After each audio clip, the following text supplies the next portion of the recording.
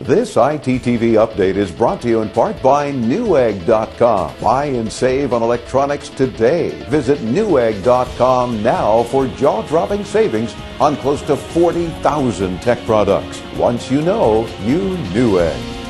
Now, from the studios of Into Tomorrow in Miami, this is ITTV. Just enjoying the view of the beautiful spring day. But then it's always spring here. Hello, Into Tomorrow fans. I'm your host, Dave Graveline. After yet another extended road trip to bring you some of the latest in cool tech, it's great to be back here in our Miami studios. We got a little homesick. Guess who's been drinking the Apple Kool-Aid again? Rob stood in line for 3 hours to get an iPad, which, much like his iPhone, he can't make calls with. But let's see what he has to say about the iPad. Rob?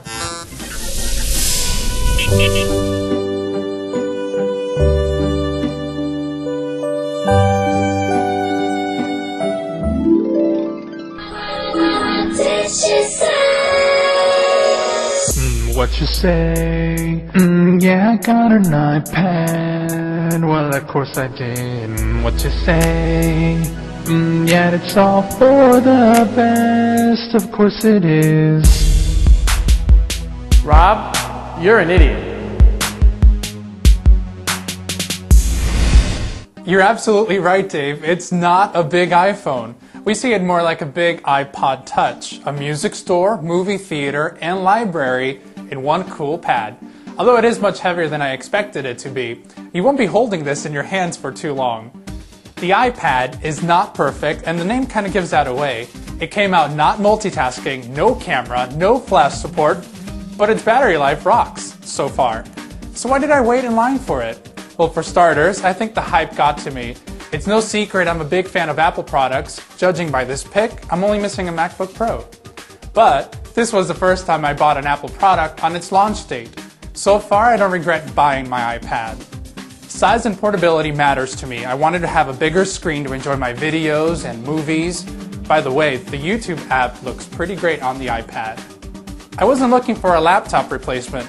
Attention people, the iPad is not a laptop replacement, no USB port or CD drive, so keep that in mind. I wanted something that would make my life on the road easier. For instance, I've rented movies on iTunes to watch on my laptop on the plane, but I have yet to take it out and actually watch one of those movies during a flight. That's where the iPad comes in. It's much easier to deal with. With its Apple A4 processor, it's very responsive. I haven't experienced much lag when opening and closing apps. Also, the gaming is pretty sweet. Pictures look great too. I love the pinch to zoom. It's a lot cooler than the iPhone. Email works like a champ and looks good too. I think it's easier to read when you hold it in landscape mode. Now, onto some of the drawbacks. The keyboard may be a little uncomfortable. I found myself hunting and pecking for keys with one finger. I'm planning on getting the dock with the keyboard eventually. However, if you have the wireless Apple keyboard, you can connect it to the iPad via Bluetooth. Without Wi-Fi, the iPad may become a brick. Although a lot of the apps don't require an internet connection, I find myself carrying a MiFi mobile hotspot more often. To some, the iPad may seem like an expensive piece of glass and aluminum, or just an expensive digital frame. I ended up buying the 32 gigabyte Wi-Fi only version for $600. The least expensive version is $499 with 16 gigs. Or you can spring for the 64 gigs at a whopping $700. And if you want data at all times, the 3G version will be out soon, but will cost you $130 more than each of the Wi-Fi versions. And you have to add $15 to $30 a month for a data plan with AT&T. Honestly, I didn't want to give AT&T any more of my money. Like Dave said, it wouldn't make a difference. I can't make calls right now. The iPad is also an ebook reader with a full-color screen, unlike Amazon's Kindle. I'm not much of a book reader, so I don't have many books to show you. The little I read was cool. If you're worried about the screen being too bright, no problem. You can adjust the brightness right from the book. I actually downloaded more magazine apps, and I'm enjoying them. Some other noteworthy apps include Netflix. The streaming works great, as long as you have a good internet connection. Weatherbug has cool webcams and more. Oh, and of course, the Into Tomorrow app. That was actually the first one I downloaded. My boss was proud. We're going to be looking at some of the cool apps and games you can play with the iPad. on upcoming ITTV updates. So please subscribe to our video channel at myittv.com. That way you won't miss any of them. Overall, I'm pretty happy with the iPad. There's no other product like it right now. Sure, there's going to be lots of copycats later this year, but I think the iPad will do well. And if you don't like it, wait for version 2. It comes down to personal preference. I encourage you to check it out at an Apple store and talk to anyone that has bought one already. And before you judge it as impractical. Hey, thanks, Rob, for that fair and balanced report. Go ahead, have some more Kool-Aid. But I'm glad you prioritized our Into Tomorrow app. By the way, you too can get our iPad, iPhone, iTouch app, and it's free. Just search Into Tomorrow on iTunes.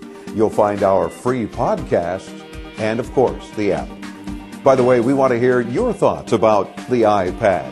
Don't be shy with us. Tell us what you like and what you don't like. Did you get one? Do you plan to get one?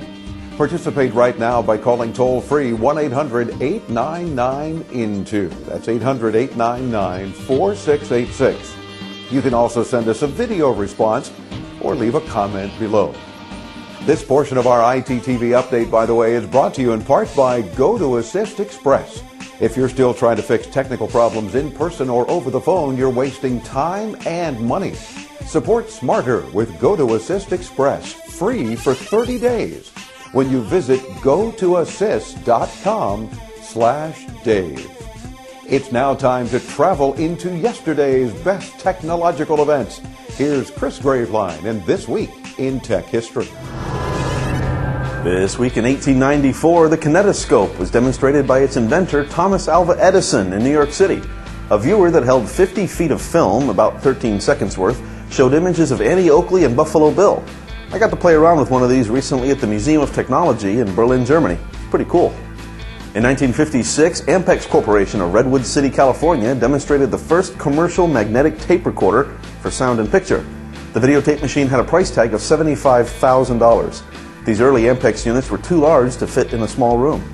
And this week in 1984, Challenger astronauts made the first satellite repair in orbit by returning a healthy Solar Max satellite to space.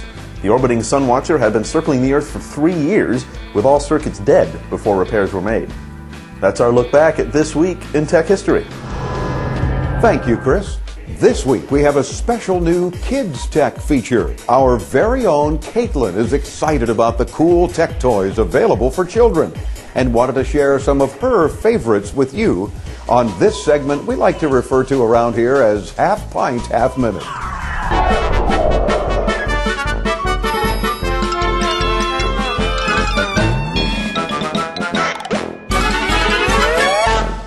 Hi everyone, I'm Caitlin. Did you know that April is National Poetry Month? If you are 5 years old to 12 years old, you can enter the Pause for Poetry contest. Just write a poem to your favorite animal or friend and send a picture of them too. The contest is co-sponsored by the kids' website Meet Me at the Corner.